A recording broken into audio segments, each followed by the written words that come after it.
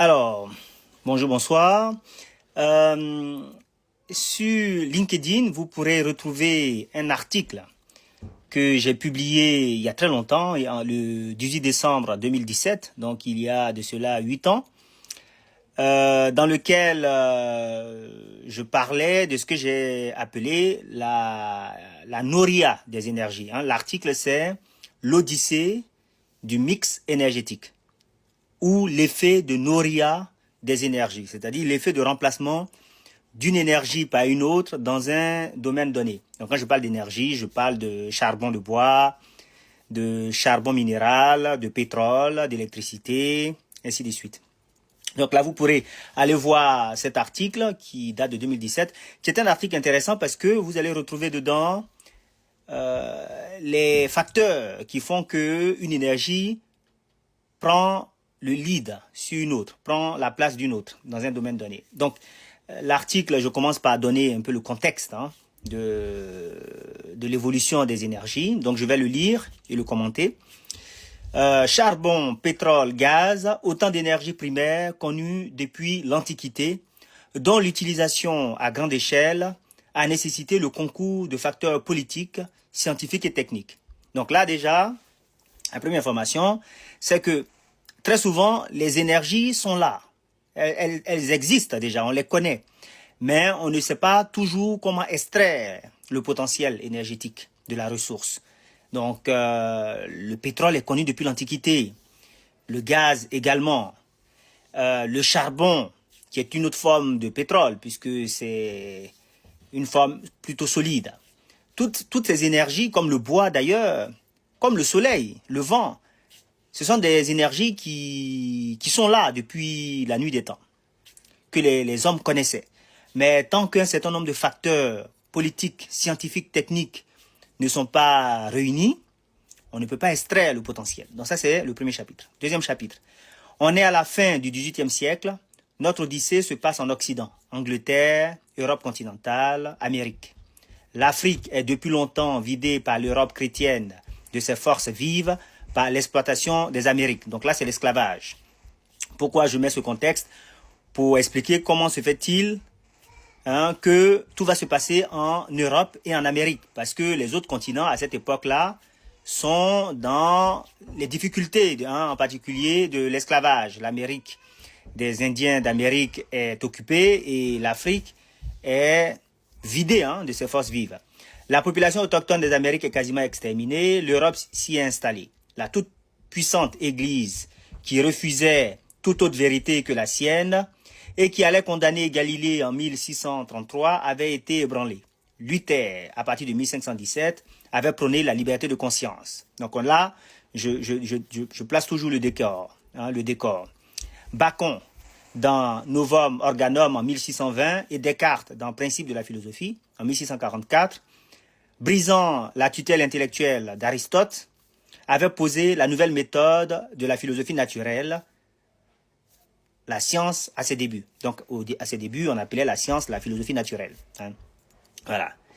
Si vous lisez les documents de l'époque, quand on dit philosophie naturelle, c'est ce qu'on appellerait aujourd'hui la science, la physique. Voilà. Par exemple, Newton a écrit Principe mathématique de la philosophie naturelle. Dans Principe mathématique de la philosophie naturelle, c'est dans Principe mathématique de la philosophie naturelle que Isaac Newton a décrit mathématiquement, a démontré les lois du mouvement. Voilà, ça s'appelait Principe mathématique de la philosophie naturelle. Aujourd'hui, on appelle ça loi du mouvement des corps en physique. Voilà. Donc, point final des puissances qui se sont succédées depuis la chute de la Grande Égypte.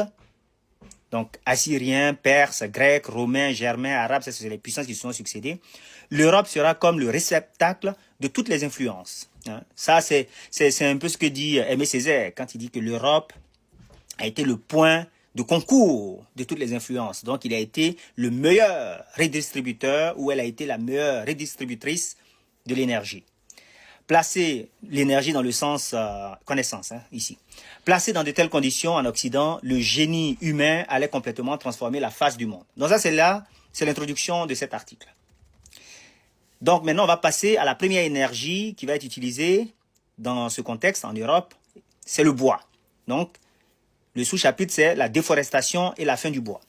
L'exploitation du bois, utilisé alors pour la construction, la cuisson, le chauffage et comme combustible en sidérurgie, avait entraîné une menace certaine sur l'existence des forêts européennes. En cette fin de XVIIIe siècle, le charbon de bois manque pour réduire les oxydes dans les hauts fourneaux. Dès 1774 en France, il manquait déjà du bois. Donc là, c'est la première énergie qui va être utilisée, c'est le bois. On va utiliser l'énergie la plus disponible, facilement disponible, c'est le bois qu'on va utiliser pour construire des maisons, pour faire la cuisson, la cuisine, pour se chauffer et pour faire la réduction chimique des oxydes dans les fourneaux. C'est la sidérurgie. Voilà. Et à un moment donné, on va manquer de bois. C'est-à-dire que là, il n'y a plus assez de bois pour faire toutes ces applications-là. Il n'y avait plus assez de bois. Dès la fin du XVIIIe siècle, il n'y avait plus assez de bois. En Angleterre, vers 1794, on pense à utiliser le charbon de terre.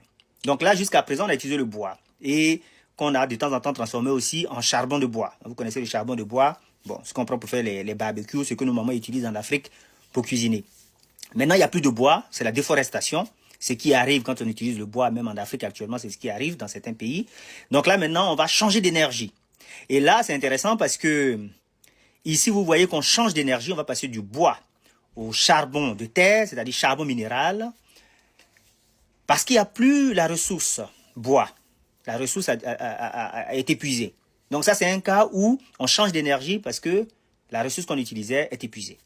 Quelqu'un a dit, et ça se dit dans le domaine de l'énergie, que l'âge de la pierre n'est pas terminé par manque de pierre. L'âge de la pierre est terminé parce qu'on a trouvé mieux. Ici, ce n'est pas le cas. Ici, l'âge du bois s'est terminé parce qu'il n'y avait plus de bois. Voilà. Il n'y avait plus de forêt.